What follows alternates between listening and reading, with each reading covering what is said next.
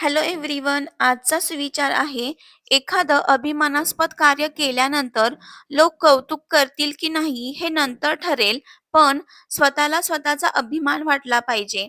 ती चमक आपल्या डोळ्यात दिसली पाहिजे आणि तीच आपली खरी ओळख असेल, बरोबर ना?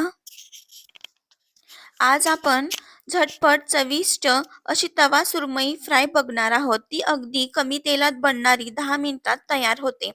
चला तर मग रेसिपीला सुरुवात करूया. इथे मी सुरमई स्वच्छ पाण्याने धुवून घेतलेली आहे व त्यावरती लिंबाचा रस, हळद, मीठ, लाल तिखट व आलं, लसूण व कोथिंबीर याची पेस्ट करून मी सर्व मसाल्याला चोळून घेत आहे. सर्व मसाल्याच्या पिसांना हे मसाले लावावेत. यामुळे आपल्या फिश छान मॅरिनेट होते आणि आपल्या फिश फ्रायला छान चव येते. आपले इथे मॅरिनेशन पूर्ण झालेले आहे. आता मी ते अर्धा तास फ्रीजमध्ये ठेवून नंतर त्याला रवा, हळद, मीठ व लाल तिखट लावून तव्यावर थोडंसं तेल टाकून अशा पद्धतीने शॅलो फ्राय करून घेणार आहेत. अगदी कमी तेलात बनते आणि चवीलाही खूप छान लागते. आता मी उर्वरित माशांच्या तुकड्यांना ह रवा, हळद, मीठ याने कोटिंग करून घेत आहेत व असेच शॅलो फ्राय आपल्याला करायचे आहे. एकाच तव्यावर न करता मी अजून एक तवा शॅलो फ्रायसाठी ठेवलेला आहे आणि उर्वरित मी त्याच्यावर करणार आहे. अशाने आपले फिश फ्राय झटपट होतील आणि वेळही वाचतो.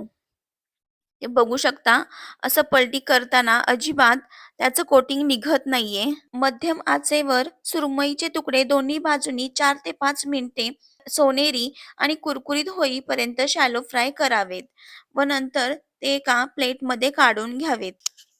सुरमई मॅरिनेशन करताना आपण त्यामध्ये लिंबाचा रस, हळद, मीठ, लाल तिखट व आलं लसूण पेस्ट, कोथिंबीर पेस्ट वापरल्यामुळे आपला सुरमई त्यामध्ये छान असा मॅरिनेट झालेला आहे व त्याची चव आतल्या पिसांमध्ये उतरलेली असते व नंतर रवा, तिखट, मीठ यामध्ये छान असे घोळवून तव्यावर असे शॅलो फ्राय केल्यानंतर मासे छान असे कुरकुरीत होतात.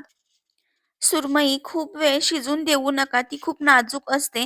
3 ते 4 मिनिटे पुरेशी असतात व फ्राय झाल्यानंतर नंतर तशीच ती गरम तव्यावरती ठेवावीत, म्हणजे ते छान क्रिस्पी होतात.